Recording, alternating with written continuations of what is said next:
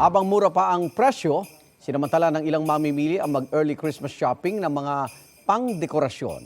Mula sa Maynila, live si Bam Alegre. Bam! Igan, good morning. Makukulay na mga bituin, na mga palamuting parol na sikat tuwing Pasko at yan magagandang uri at murang mabibili dito sa Central Market sa Maynila.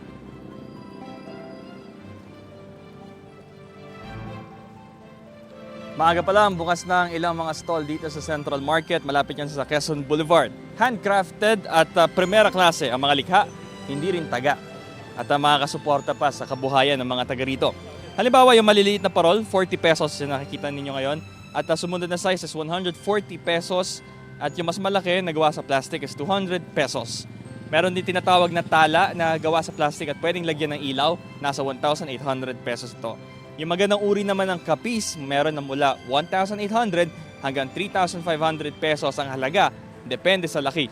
Magandang diskarte na ngayon na raw mamili nito habang wala pang holiday rush para makatipid. Mas maganda ngayon na para medyo mura-mura pa. Pagdating ng ganyan, tataas kami kasi tumataas din yung trabador. So Igan, ito yung sample ng ilan lang sa mga parol on display rito. Ayan, makukulay at alam mo naman, mas maganda ngayon na talaga kaysa yung sa December pa isasabay.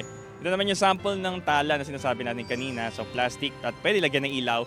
I think it's bargain na for 1,800 pesos.